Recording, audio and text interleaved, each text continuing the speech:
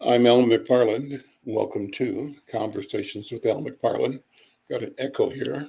Are you hearing an echo with me, Dr. B? You're not? Nope. Okay, I'm not sure why I'm hearing an echo. But good afternoon. Good to be here. Good to see you. You too, brother. Brother Yelly, how are you? You're I muted, think Yelly. you're muted, yeah. So And we I am fine. Thank you, sir. good. How We were about trying. I'm doing well. I'm doing well. Thank you for being here. Friday is our healing circle. We were trying to reestablish our connection with our national link, the National Newspaper Publishers Association, Black Press USA. We were not successful yet, so we might want to just, as you suggested, Dr. B, hold off this discussion, and come back next week and have our local and national link organized to do that. Would that be okay with you, Dr. B? It's perfectly okay with me. And How so about you, what I Yelly? I'm fine. so Whichever what I way. want to do though is that we just finished another program that's related to this with the Northside Urban Coalition, and I believe that it's queued up and ready to go. We're going to play that one after this live show. This morning's discussion was a presentation by Dr. Hadidi, who is a specialist in stroke, and she had fascinating information about the prevalence of stroke in Black men and Mm, Black families compared to whites and other ethnic groups. Important information consistent with what we do here. And one of the things that came out of that discussion, Dr. B, was one of the determinants of stroke is stress. And part of the question of stress is the question of being Black in white America, Mm-hmm. mm-hmm, racism, right? And so that mm-hmm. really dovetails with all we've been talking about all the time about our mental health. And Sure so I does. would like to just sort of present that right now, and then we'll go back with our program that we scheduled for today next week, if that works for you. But we can have this program give us food for thought for the next one to follow. Does that work Sounds for you? good. Uh, Perfect. be, Before I do that, let me just take a minute. My Bobby just told me that they found the guy in Wisconsin, Kenosha, not guilty. Were you aware of that yet? No, Yelly, or not guilty. No. not guilty? Not guilty. That's what I understand. In fact, Wow. But let me try to. that judge tried to make that happen. Well, yeah, and he did make it happen. Let me pull up my the information on my. Hold on, I'm getting shocked by my ear sets here. Hold it. Oh my Uh, goodness. Let me pull it up real quickly. Yeah, the And judge tried. He even got, he even just took one of the MSNBC reporters off of the sub because, of some. I mean, he is a Trumpite, yeah, and he all the instructions he gave them was basically, he could have just said, just don't go into the jury and just find him not guilty. that's not. And I haven't seen the news myself. My wife just reported it to me. I wanted to look real Mm-mm. And I'm quickly getting to all see. kinds. Yeah, I'm getting all kinds of emails right now, flashing across my So, screen, so you're telling getting me emails about about it, right? What do they right say? now. What's They're saying it's awful. They can't believe it.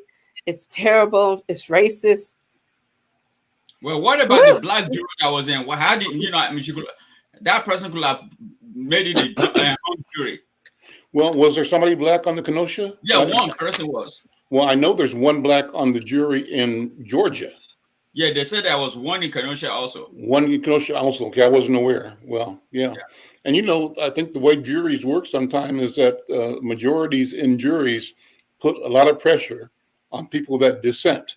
And if Yep. a person, presumably a Black person, there was no guarantee, disagreed with that, there could be just immeasurable pressure to Yep. conform and to, and then again, it could have been somebody white that disagreed, if any, Mhm. and on principle. But that's what I understand. Well, tell you what, we'll bring this into our conversation. I think the whole national conversation around this one and around what's happening in Georgia, and then around the trials that are going to happen here in Minnesota, the That's Yes. other right. men involved in the murder of George Floyd, and in the appeal that Derek Chauvin's people want to make to reduce his sentence, right? I mean, we looked at them sort of changing and reducing the sentences to the Somali officer, Noor, I think his name was, right? So his sentence was changed. And I had said that that presages an intent to soften the blow to Derek Chauvin and the remaining white officers that were involved in the death of George Floyd. So you have that happening. You have this verdict now in Kenosha, Wisconsin. We don't know what's going to happen in Georgia, but they're presenting the same argument, self-defense. You know, they hunted this guy down, but they're saying that he's the one that assaulted them, and therefore they killed him in self-defense. But the conditioning of the public is to accept this kind of behavior, and I think that's kind of dangerous. But I think we should talk about that as we go down the road. Yeah, but it really is. Guns also and start killing everybody else that disagrees with them. Yeah, and I think the real issue, this kind of links back into when we were talking about Judge Cahill. There's something wrong with accepting or denying Black pain, right? But accepting white pain. Yes. So white boy cries on the show. I mean, at the judge's chamber and in the courthouse, he cries and says he's sorry and he was really being bullied. But a Black man says that they say he's being sociopathic. He really doesn't mean it. He's not showing enough remorse. And then he gets a stiff sentence. It's no way somebody walking around bringing a weapon as if they're a police officer, knowing that the intention is to shoot people with that weapon. That's premeditated. And he did it. And then, but I guess it's because he did shoot white people. I don't know if he shot any Black person. And so somehow everybody that got killed were white. But then that doesn't matter. You know what I mean? He came there to kill people, white or black or pink or yellow. It's irrelevant.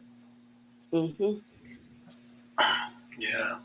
I know that when I heard about it, and then I read some things within the last couple of weeks, and they said that he was there to provide medical assistance to some people. And I'm thinking to myself, this is a 17-year-old that doesn't have medical training with a rifle in the middle of the street where there's a protest.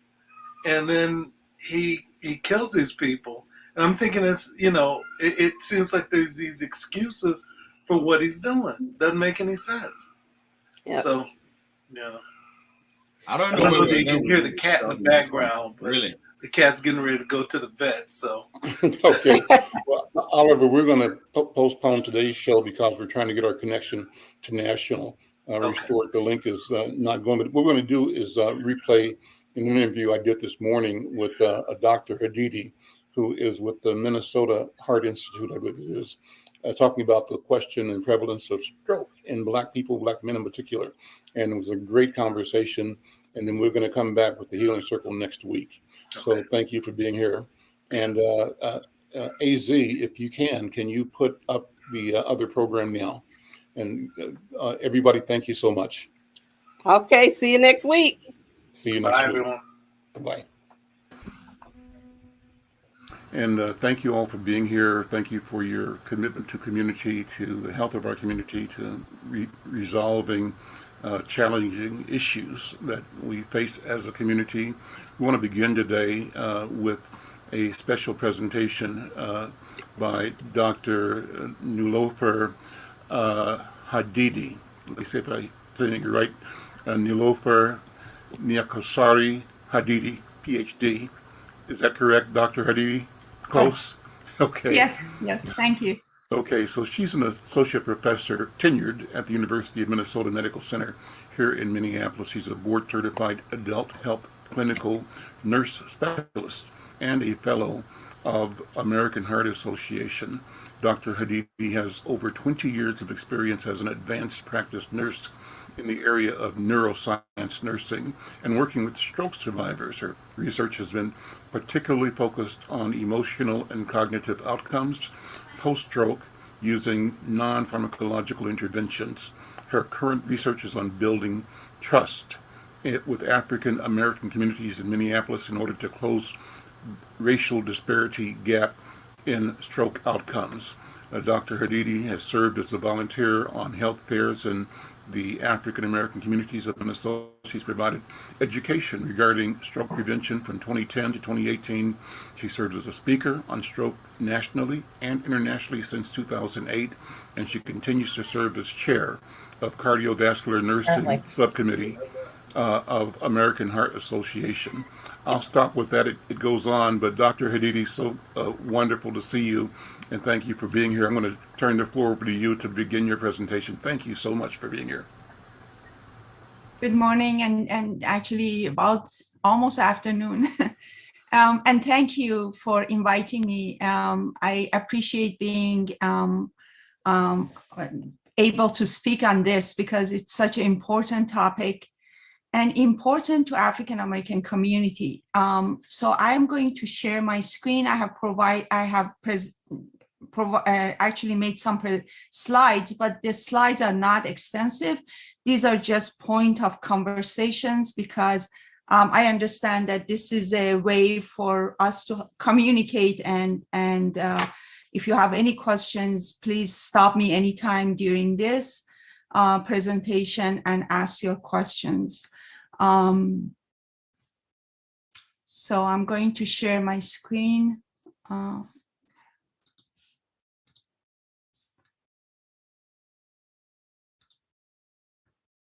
Okay.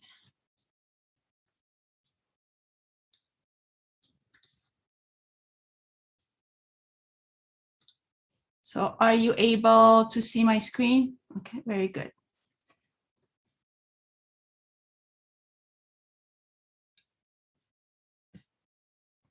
So as you see, the project we are working on with the community is titled Building Trust and Reducing Stroke Burden in African American Communities. And can you hear me okay? I just want to make sure that the volume and all that is good. Yes, we can hear you. Thank you.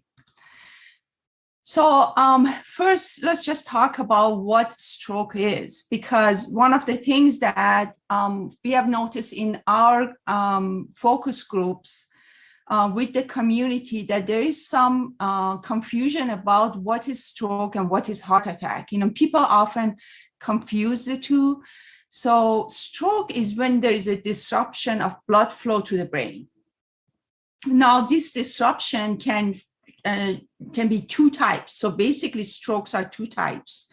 Either they are ischemic, meaning that there is a clot formed. So as you see here, there's a clot here.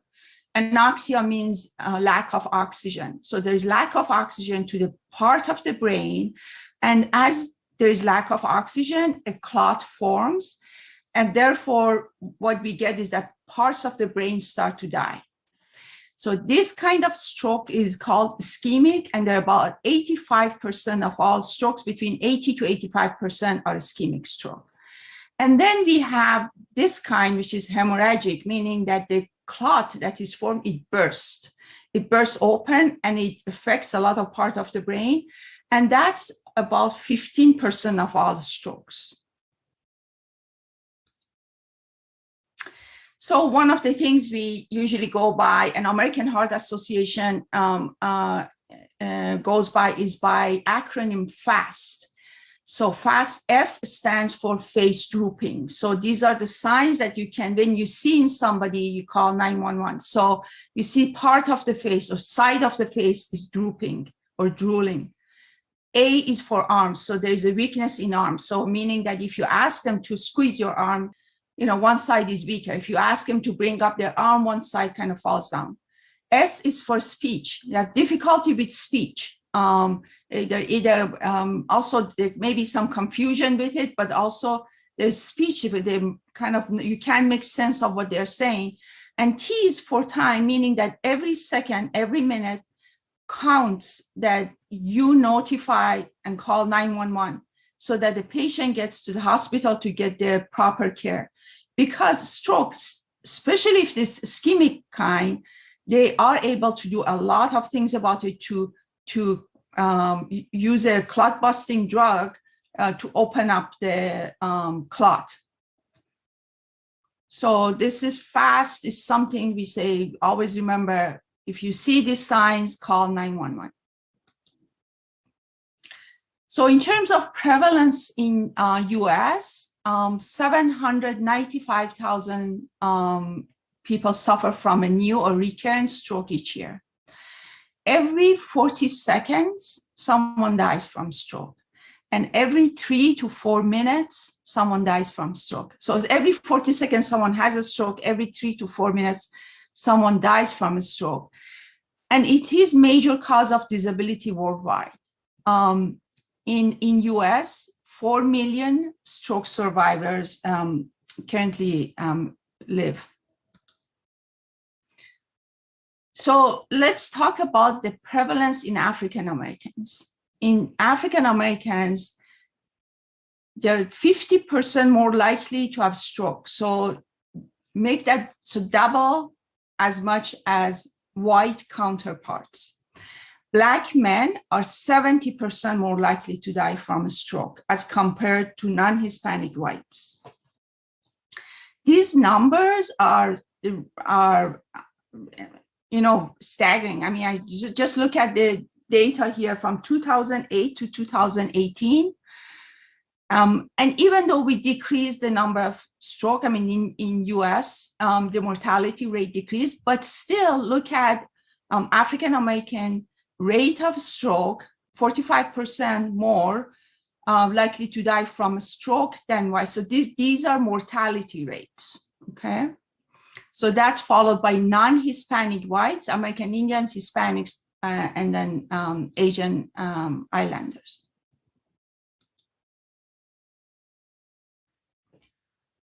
So in stroke, there are risk factors that we have control over and the risk factors we don't have control over. So these are the things we don't have control over. Age, as age goes up over 55, the risk is doubles. So you just need to think about that. The higher the age, the higher the stroke risk. Gender, females or women have more stroke than men in general, and they actually live. And so this is kind of partially contributed to the fact that women live longer, and partially also contributed to the fact that they just have more strokes.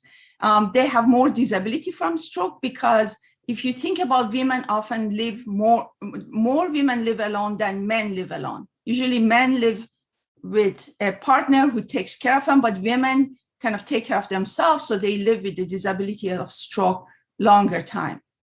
Race and ethnicity, you have no control over that. African Americans have more stroke than other races. Family history, if there is somebody like parents, grandparents, siblings have had stroke, the chance of you getting stroke is higher. And then previous stroke, if somebody's had stroke, then the chance of recurrent stroke is much higher. So these are the factors that you have no control over. But there are factors that we have control over. And those are high blood pressure, diabetes, cholesterol, physical inactivity, obesity, cigarette smoking, drugs and alcohol abuse. And I just point to each one of these a bit and talk about each one of these, because this is what our study is about, is we have variables that we have control over, and how we can empower the community, African-American community, to know their numbers and therefore be able to have more knowledge, have more control over that. So when we talk about high blood pressure is #1 risk factor for stroke. A lot of patients who come to acute care with stroke, high blood pressure is #1. So know your numbers. Again, we're talking about blood pressure, anything over 130 over 80. Okay. So, and I tell you that over the past 10 years that I have been engaged with the African-American community, I took my students to health fairs to check blood pressures, and we would see blood pressures high in the high range with no symptoms. So high blood pressure does not necessarily come with any symptom. Sometimes it does and sometimes it doesn't. So making sure that you know what your blood pressure is extremely important. We will get blood pressure of people who look not obese. They just look fine. They were young and they were going blood pressures of 150, 160, over 80. And so these are high numbers and needs to be controlled. Diabetes. And when I talk about diabetes, blood sugar, there is a blood sugar you check when you go to a doctor where you fast the night before and then they check your blood sugar, but that's not hemoglobin A1C. Hemoglobin A1C is very important because it checks your blood sugar over the past 3 months. If you do a regular blood sugar, like the things you buy from pharmacy, from CVS, from Walgreens, and you check it at home, that basically, if you had a piece of cake, the following day, your blood sugar is going to go high up. But hemoglobin A1C is a measure of blood sugar over 3 months, about 3 months' time. And you want that number to be below 5.7. Then we are talking about cholesterol. So total cholesterol of less than 200 milligram per deciliter. But the total cholesterol is important, but also there are other numbers within the cholesterol that is important. So we are talking about LDL, low density lipoprotein. You want to be less than 100. We talk about HDL, high density lipoprotein. You want to be high. You want to be higher than 60. Okay. So how I remember this is that L stands for lazy. You want that number to be low. And H stands for happy, so you want that number to be high. So HDL and LDL. Then we talk about physical inactivity. A large number of Americans are sedentary. And this is just from self-report that more than 60%, they don't do the physical activity that they're supposed to do.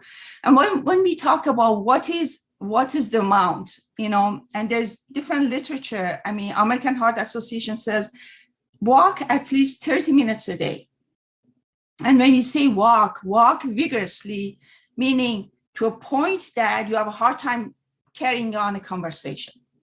So at least 30 minutes a day, every day, okay?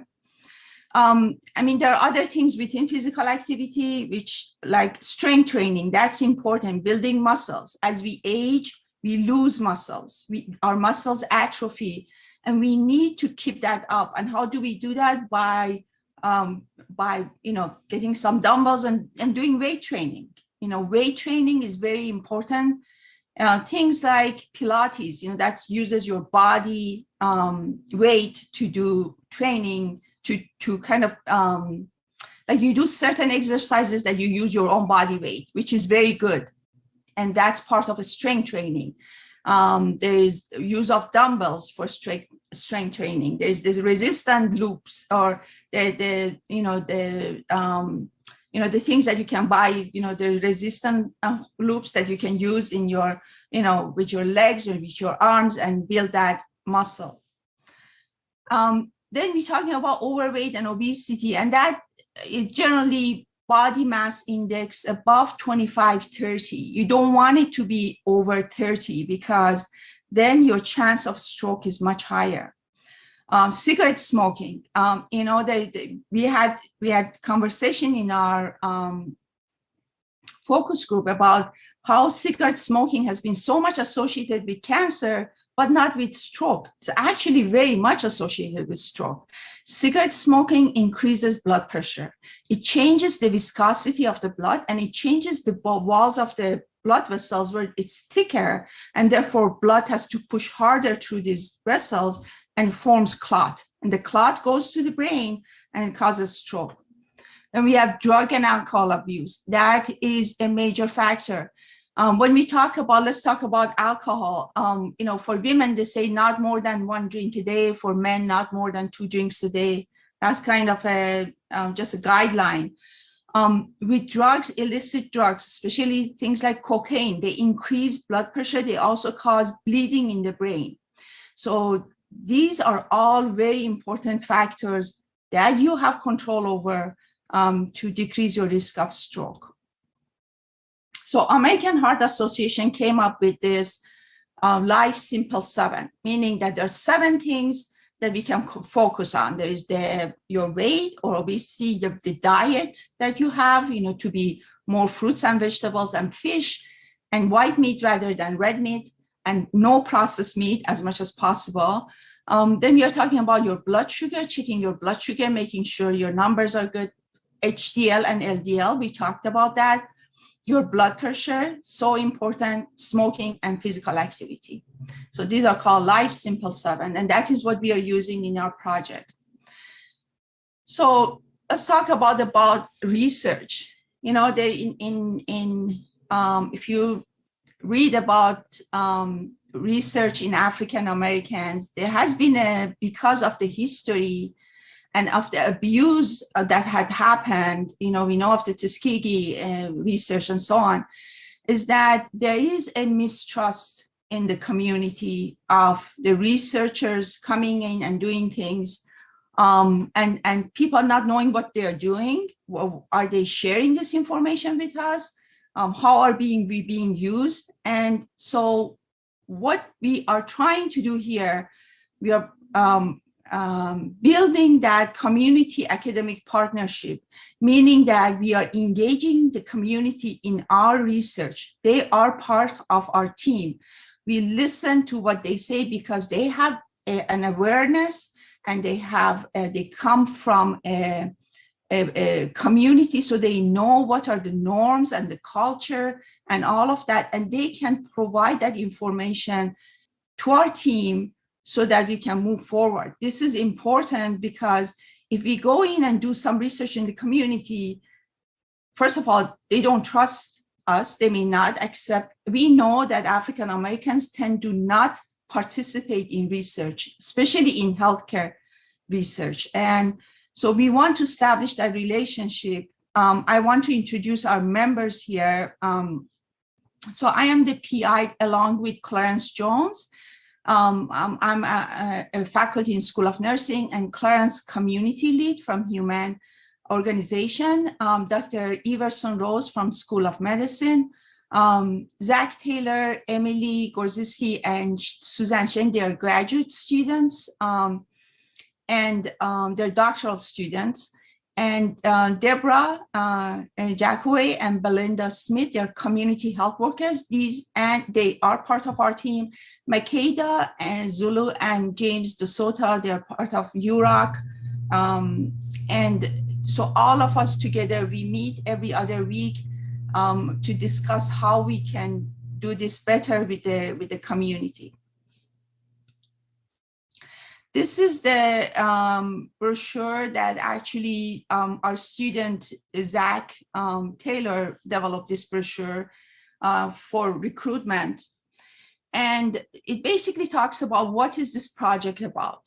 We want to understand perspective of the community on and their knowledge about stroke, warning signs and risk factors. We want to be able to develop a program to educate the community about those and empower them, because knowledge is power. Information is power. The more you know, the more you can be part of and be a proactive part of your care. And so we are looking for African Americans 35 years and older, and the age, because we know that stroke happens more and more in younger age in African Americans. In fact, in the focus groups that we have had, we know pretty much every focus group, someone said, oh, my brother, my mother, or my sister, or my cousin had stroke. When I asked what age they were, I hear 30s, 40s, 50s, okay, not 70s and 80s. And so we want to get everybody involved, age 35 and older, who live in North or South Minneapolis, who will need access to Zoom. Now we have had actually a in-person session as well. So we are trying to really reach out to the community, whatever works for them. but it is easier through computer, because when we meet in person, because they are masked, people are masked, and when they talk, it's hard to hear them. It might be easier we just thought that the computer or the virtual format is easier to do. And what we are going to ask you if you participate in this study, first of all, the participants have to be African Americans, need to be 35 years of age and older. And what we are going to ask you is to do a number of surveys. Basically, we ask you, what do you know about stroke, warning signs? What do you know about stroke risk factors? How do you like the information to be communicated to you? Like, how do you, what kind of source of information do you trust? Do you want flyers? Do you want, radio talk? What is the format of that information? Once you complete that survey, you also need to do consent and Hipaa, and those are part of our research. We need to do that. Consent, basically, it says that you are consenting to be part of this research. We are not going to use any part of your personal information, like your name, your date of birth, or any medical information as identified by you, but we will share that as a whole. So for example, we can say that 30% were male or 50% were educated, high school, this kind of sharing. And then what will be with the first phase, we are almost done with this first phase. We have focus groups, we call it community listening circles. We get together through Zoom or in person, and we talk about that. We have a conversation about what is stroke, what do you know, what are the factors. And we have had already 5 of those sessions. We probably have a few more. Is this voluntary? Of course, this is very voluntary. You can participate, or, we will compensate by just a way to say thank you by a $40 prepaid debit card. And this is just basically the flyer. This is the first phase. So I'm going to talk a bit about the second phase also.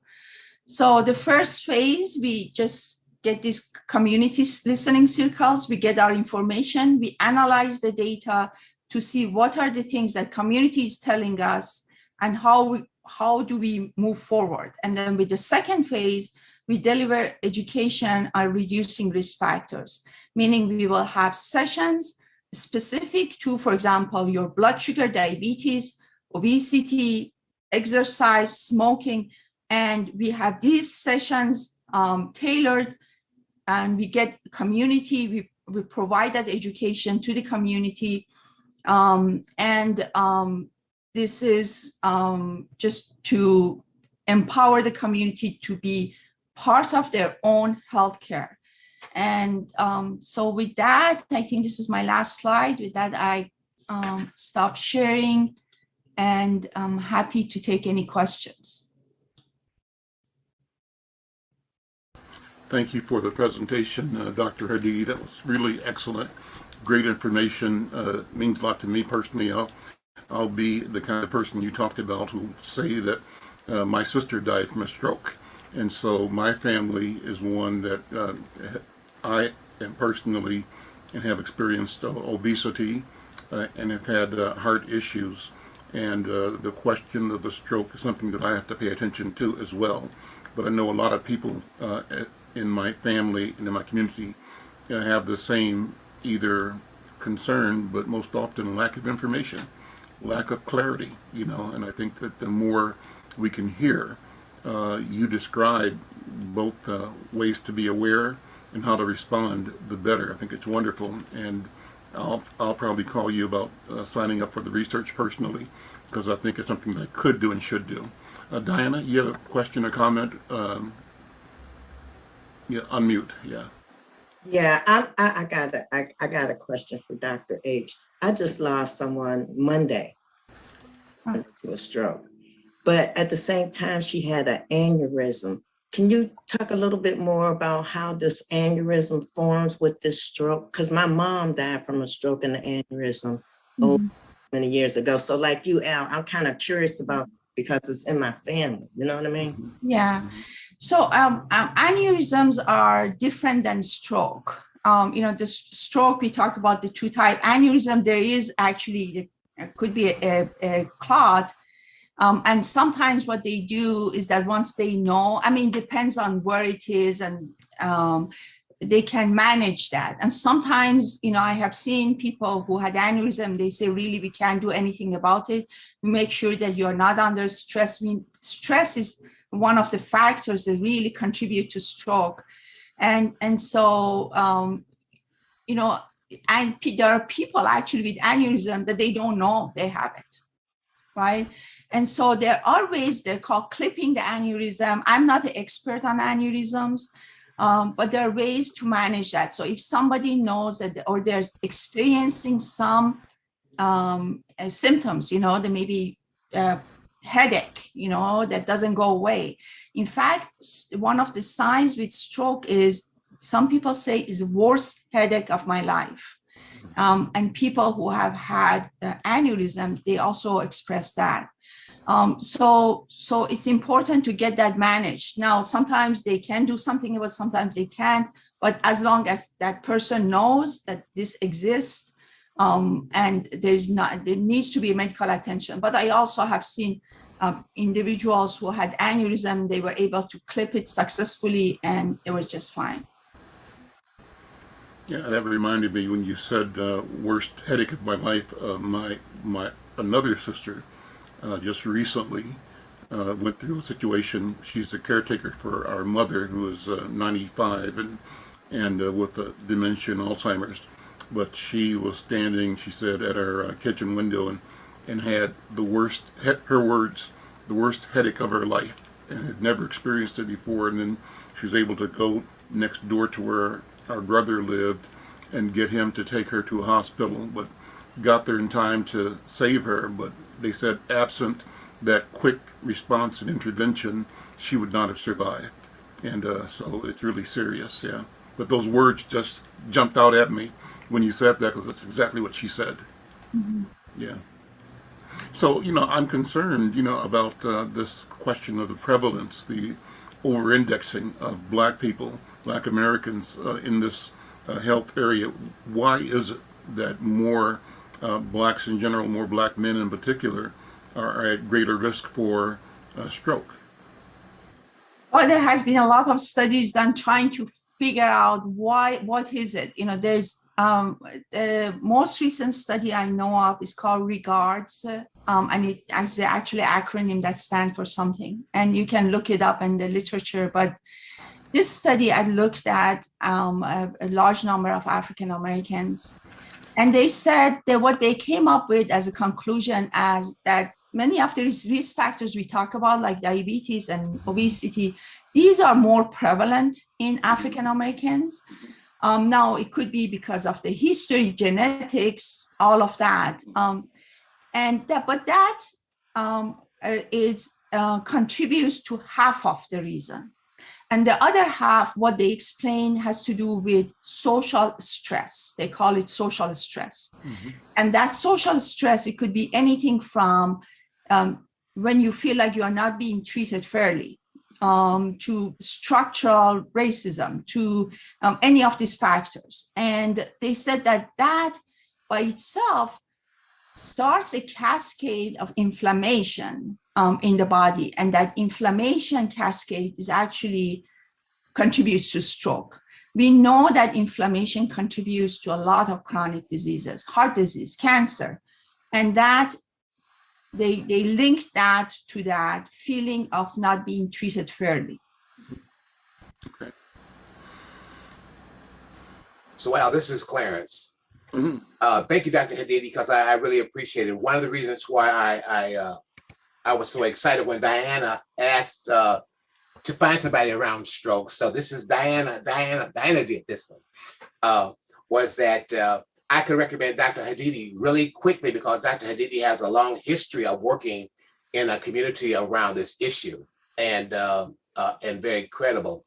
But one of the things why I wanted this to, why I was interested in being a part of this project was because we were going to have this conversation and we were going to have information disseminated that reflects this conversation and reflects options for people to have. One of the things, and I'm not going to talk a lot about this, but the conversations have been very, very rich. But there's a difference in understanding about strokes between old folks and young folks. Okay, there's I shouldn't say a whole different thing, but there's some real understanding issues around that. And so one of the things that we hope that will come out of this is that, and we're going to be trying to get together a group of just young people to talk about this issue, but to figure out what is the language, what is the information that people really need in order to make an informed decision about this. So that's really why I'm excited about this. And as you can see, we did make sure that we had community members as a part of this project. Clarence, I'm curious as to what is that distinction of how younger and older Black people look at the question of stroke. What is that difference? How would you describe it? So, can I just jump in here? Because we haven't completed our data analysis. I think we kind of need to hold on to that, and we don't want to. If we get another group, we don't want to guide them in one way or another. Right. So, but one thing is for sure that I see a wide range of lack of knowledge to having the knowledge in the group. So we talk about all these things, and we know, and I see people who are so informed, but they are struggling with those factors. You know, they know that obesity is an issue. They know that, you know, high blood sugar issue, but they are still struggling. So what is it that we can do to change that? And then we also seeing some people who are very confused about stroke. Is it stroke, heart attack? Which one is it? Bell's palsy? I mean, these are all different things. Sure. And so I think really one thing that is so important for this study is that, and I get that feedback every time, is that thank you for doing this, because I know now, and having that knowledge, and then you go to your doctor, it's so important than not knowing and going to your doctor, because you know what kind of questions to ask. You know if you need to be referred to a dietitian and possibly work with a dietitian. You know that if you, for example, you need to come up with some creative ways of doing exercise, especially when it's cold outside, right? And so those are the things that matter. Great. Any more questions? This is a great topic, and thank you so much for the presentation, but also for the work that you're doing. Any other questions or comments, observations? And so what should ordinary people be doing to support you and Clarence in your work? How can we, just neighbors and citizens, as we learn more, do more, not only for ourselves, but for the body of knowledge in the community? How can we help spread both awareness and the ability to be responsive in a responsible way? What do you think? Thank you so much for this question. One is that being engaged in our research is important. But one of the things about our study is that when we get the results, we are going to share it with the community. We are not just going to take that, publish it somewhere, and then goes on into a journal. This is what is important, is that we share it with the community, that we get people to own it. That ownership is important, because when you own it, then you make changes toward it. And so being part of it, this kind of a way of talking about it, presenting it, this is important. Any of this is, I appreciate the invitation to come and talk, because that may reach some people, or people who are here then talk to some other people, and community talks, and then brings it together. But I also ask Clarence for his thoughts, and because he has a long history with doing this kind of research with the community. What do you think, Clarence, as other ways. Yeah, I would agree with you about the whole idea about getting people to participate in the focus groups, because it is their voice that we're listening for. It is, as you just said, is that we're going to disseminate this information back to the community. And I was excited because that's what we have tried to do with all of the research and the surveys, is to bring in professionals that can really help us to get to the next level. That's really what we want to do. And then the third thing really is to hear what are the opportunities for us to change the health of our community. And Al, the other part too is what you're doing, and Diana, what you're doing is to give us the forum where we can bring these subject matter experts in, and let the community ask them questions. I mean, we talk about this sometimes openly, sometimes we talk about it quietly, but we know that these are the issues that people are struggling with. So why not utilize the insight and this conversation to give people the permission to ask what they need to ask? That's it. It's the community. Yes. Oh, sorry. I also want to say that, these community listening circles or focus groups, they have been really a safe environment. So nobody feels like, oh, if I ask these questions, I look like I don't know anything. I think not knowing is worse than, expressing that. I think it's important to say, oh, I thought that stroke has this symptom, but what you're saying something else. That's okay. Bring up your questions, bring up, issues, challenges. That's all is meant to have a good conversation in a safe environment. The only dumb question is the question that doesn't get asked, right? Right. So ask questions. Go ahead, Clarence. I was going to say this one thing. Don't think that our community members didn't challenge Dr. Hadidi. They did. Okay. I mean, so this is not a play game for us. Mm-hmm. I mean, and so she had to show that she not only did she care, but she knew her stuff. And so I want you to know that that's what's important for us, is that to be in a place where you can safely ask the question that you want, and nobody get mad because you asked the question. Mm-hmm.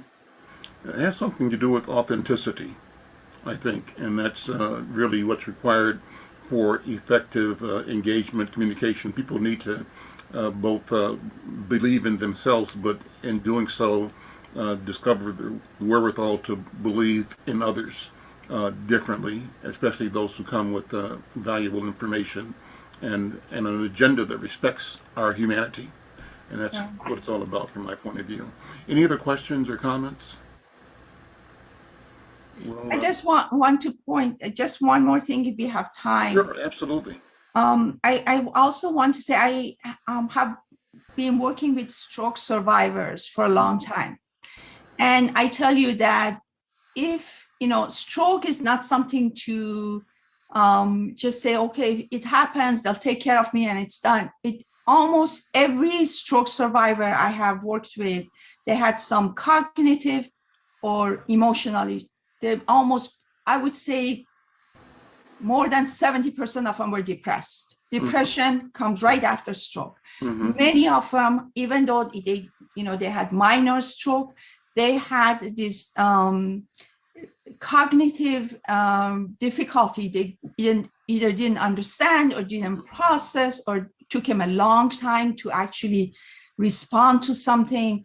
And so those cognitive and emotional outcomes just by itself. And now let's talk about also disabilities that happens from stroke, the inability to take care of yourself, so the consequence of that is significant. And so I just want to bring up that as well. And to share the story I mentioned earlier, Dr. Hadidi, my sister, who was providing care for the mother who was, in her 90s and who was experiencing dementia and Alzheimer's, she was just overwhelmed by being the caregiver for our mother. She, among all of us, decided that she would go and move and stay there and give the care. And her caregiving followed the caregiving of our older sister, who did die from a stroke. And of course, the children of both sisters say that their mom, in the first case died, second was made ill by the extensive obligation they took on being 24/7 caregivers, and that meant so much stress dealing with somebody with dementia in particular, because it's hard, and they're dealing with it, and we're not the way that they are every day 24/7. And so I would love to connect my sister. They moved from Florida back to Minnesota, and my mother is here now too. But so the sister who had the stroke, what I'm hearing from you is not to presume that, oh, that happened and it's over. You're telling me that's not the case, that she needs to, and I and my brothers and I need to be aware that this is a condition that does not go away, something we have to be mindful of from now on. Am I hearing that the right way? Yeah, and if I should not be dismissive of it as an event that's gone. If your parents or siblings or grandparents had stroke, especially before age 65, your chance of getting stroke is much, much higher. I could have like a grandparent having a stroke at age 90. Well, that's not as a risk factor as having a close family having stroke before age 65. And that is a major risk factor. So you need to watch for yourself. And the stress of caregiving is additional. If caregivers don't have some kind of a break in their caregiving, or some kind of a social support, in that, they are at much higher risk. So definitely, that's important and not to dismiss. Okay, thank you so much. Any other questions? Yes. Al, yeah. My husband had a stroke at age 49. We lived with it for some 20 years afterwards. Serious issues. And in face of what you're saying about your sister, I'm hoping that at some point, maybe this program somehow can extend into how do we take care of the caregivers? Because that is a terribly stressful life to live.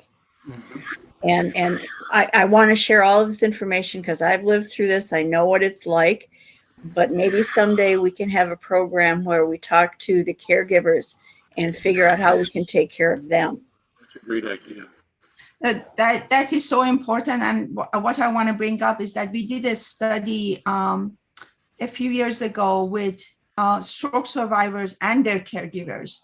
And what we were looking at as outcome were reducing depression and also reducing caregiver burden. So we enrolled them in a study where one group got stroke education and the other group got a therapy called problem-solving therapy. And this is similar to cognitive behavior therapy, if you are familiar with cognitive behavior therapy. And we enrolled them in 6 weeks program. And we saw that they actually, even though there wasn't a big difference between the two groups, but because there was a small sample size. But we saw that they were, when we interviewed them at the end, they were really happy with the outcome. And that they liked how this therapy actually helped them be able to break down their problems. That's what this therapy is about, is that if you have a big problem, you don't kind of put it under the rug and then at some point it explodes and you have depression, but you break it down. And so I had students who worked with these stroke survivors and their caregivers at the same time in each session. And they would work with them to actually resolve some of the issues that they were having. So I'm just trying to say that there are programs. We have done a small study on that, and it has shown to be helpful. And it was a non-pharmacological therapy. It was kind of more like a psychotherapy, what's called problem-solving therapy, a form of cognitive behavior therapy. I think what you are saying is very important in terms of not forgetting about caregivers, because they can get burned out and a major source of stress for them. Dee, thank you for the question and the comment. Any other questions or comments? Well, Dr. Aditi, Clarence, thank you both. Thank you so much for this wonderful presentation and discussion, important information. And we want to make sure that we generate this content as broadly as we can and engage as many people in the community as we can through our media platforms. Thank you so much. Thank you. Okay. Then let's move on with the agenda. And we want to move now. Is Bill here, Diana? We want to go next to Bill Magnuson for the MPD update. Bill, good morning. I think it's morning still. Yeah, good morning. And you've got the microphone. Morning, sir. Thank you. So thus, for the update, what I did is I combined the stats for the entire precinct wide for starting January 1st to yesterday and went with that. So for homicides in the 4th precinct, year to date, 39 rapes, we're at 65. Robberies were at 344. Aggravated assaults were at 1,079. 260 of those which are domestic related to aggravated assaults. Burglary, we have 320 precinct wide, and thefts, we have 1,097. Auto thefts, we're at 604. Arson, we're at 45, for a total of 3,593 Part 1 crimes.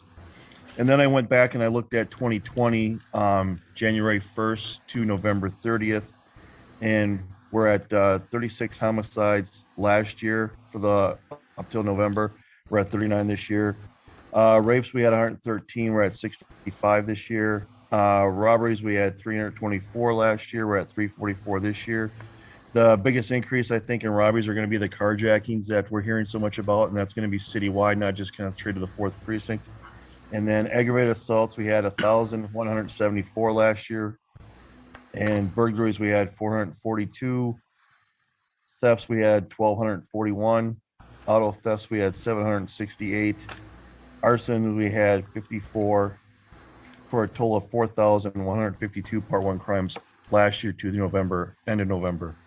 So we are down in some categories, we're up in some categories, and that's where we stand. So that's the update that I have. Does anybody have any questions? Any questions? Thanks for the update. Any questions? Diana, go ahead.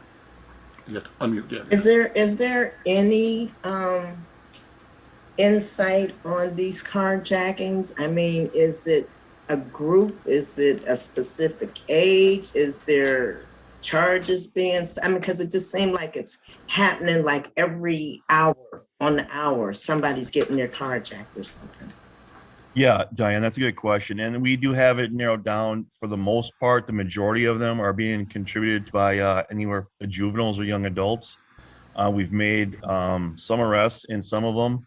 Unfortunately, with the juveniles, they are basically just led back out and back to their parents' house.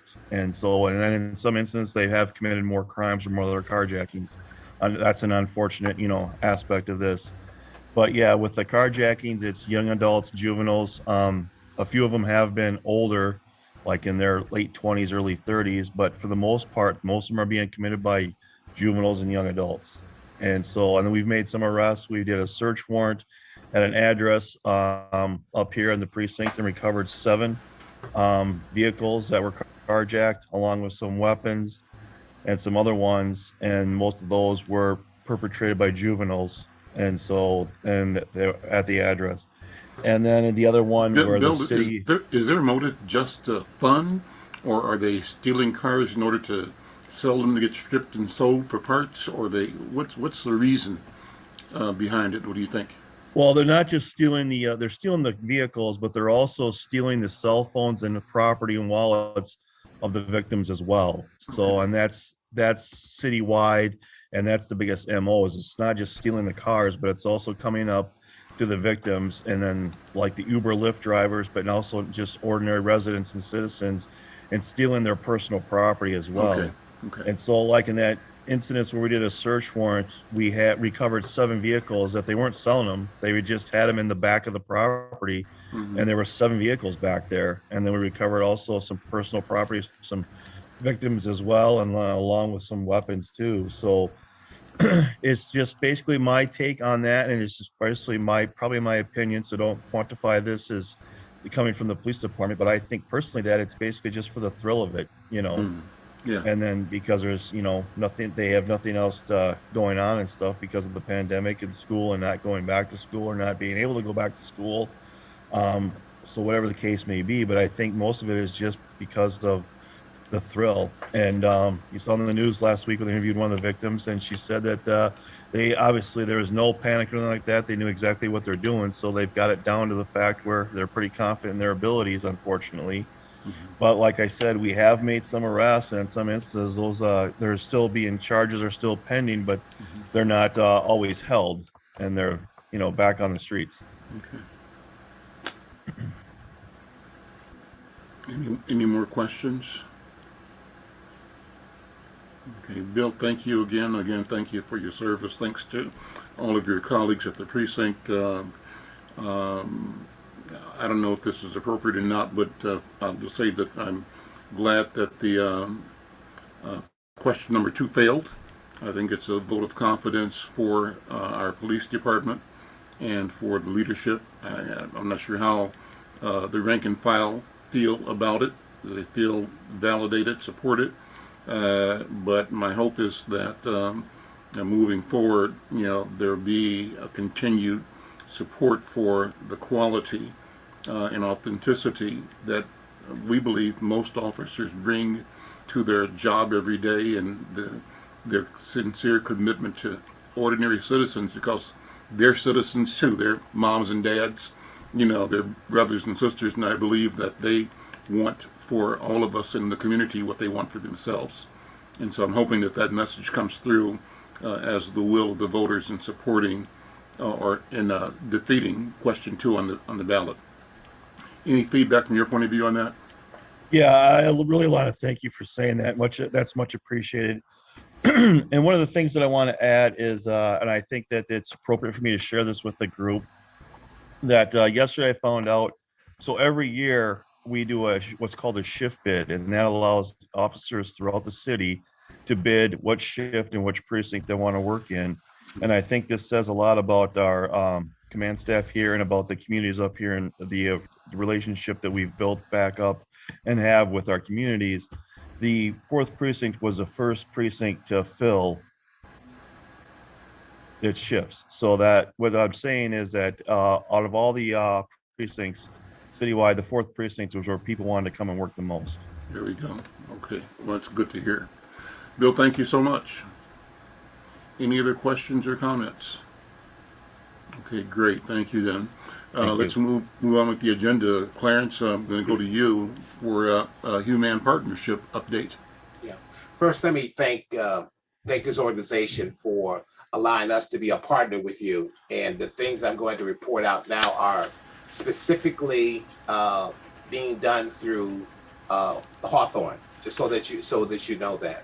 So we got a grant that was called the Partnership Engagement Fund, which allowed Human to work with other neighborhoods around issues around COVID-19, around opioids. And what I want you to know is that through the work and through the efforts of this organization, we now work with about 6 other different communities. We even work with Lynn Hill. I mean, we've got Can Do, we've got Jordan. So we got all these neighborhoods that we're working with. And what we're doing is we're doing activities with them. And a lot of those activities are generated from the work that has already been done in Hawthorne. For example, we are using the My Strength, My Health app in order to help those communities to create strategical plans for next year. So that's one of the things that has come directly through Hawthorne. As you know, the distribution of Narcan was one of the primary focuses that we have been doing with Hawthorne and through their efforts. And we've been able to do things with on Lake in Minnehaha, where we've been able to distribute Narcan. We've actually created a Chop It Up show with a guy in Can Do, Tommy McBrayer. And we brought in Sam Simmons and we brought in Pearl Evans to talk about opioids and its use. So all of these things that we're doing really has come through the efforts and the work that we've been able to do with Hawthorne. We also tonight with Can Do, and this again comes out of the Partnership Engagement Fund, we're going to be doing a basketball tournament that says shoot hoops and not guns, where we're going to be able to bring in people to talk about, gun violence, but also I know that the city will be there with HIV information. We'll be there with Narcan. And again, we're not trying to push this on anybody. We're just trying to say, as neighborhoods, we should be working together to make our community healthier. So we've done that. I've also been working with the Northside Connect, which is the YMCA, and with the North Commons, and with with North High, about working together to try to create some additional ways in which we can support our community and our young people, as well as been working with Brett Buckner, who had his program this year. So we're going to be involved with the public health section of that. So we'll be doing that. And as a result of the work that we did with in Hawthorne, we had we've actually are part of a Somalian Health Summit that's going to be held in December. So once again, we're going to be talking about utilizing the app and utilizing information that has been generated. Now, why am I saying all this? Is that as a result of the work that's been done with Hawthorne, we probably have had at least 5 or 6 academic papers that have been submitted and presented and accepted. And I've been sending that information to Diana. The other thing is I just sent, we just won second prize at the American Public Health Association for the work that's been done in Hawthorne. I mean, because what they're trying to do is to figure out what are the strengths of a community.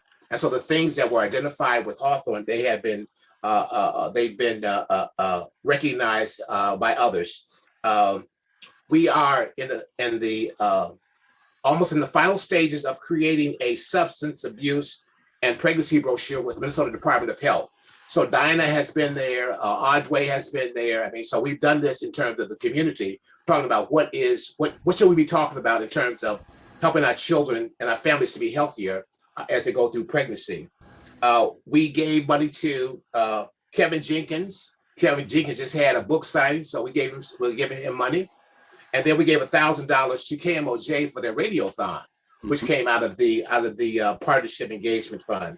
We're doing some work around strokes, which you just talked to Dr. Hadidi, but also diabetes, which will be with Stuart Grande and with Stuart Grande. I think he's been talking to Diana. So we're going to be talking about diabetes.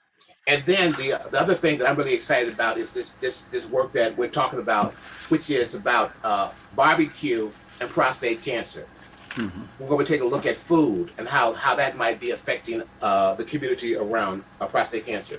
So, and I just right before we got on this program, Metro State wants to bring student nurses into the community for whatever project that might be, for a project to work with the community. So we have all these people that want to work with Hawthorne. And so I just want you to know that it's only been because of your willingness to do it that we've been able to make this kind of effect. And we make sure that Hawthorne gets the credit. Just so you know. All right, Clarence. Thank you, man. Great report. Great work. It's exciting. It's really exciting to get the updates as well. Yeah. And those are great points for all of us to carry forward. Any questions or comments for Clarence? Diana, go ahead. I just want to say thank you to everybody that's here today. I know it's the day people are ready for the holidays, and this is an important subject. So I think that we need to have a part 2 of this, because this was a very, very robust conversation. Mm-hmm. I learned a lot about strokes that I didn't know. Mm-hmm. I agree, and I really agree with what Dee was saying about caregivers for people that and the escalation of stroke possibility for those who are burdened as caregivers, and for those who are giving care to people who are stroke experience or stroke victims. So great. Well, any other questions or comments? I'm going to save people some time and have us all go on our day. This has been a great presentation, a great meeting. Diana, thank you for your leadership and your service, and to all the partners in the Northside Urban Coalition. Thank you, one and all. Anything else? All right.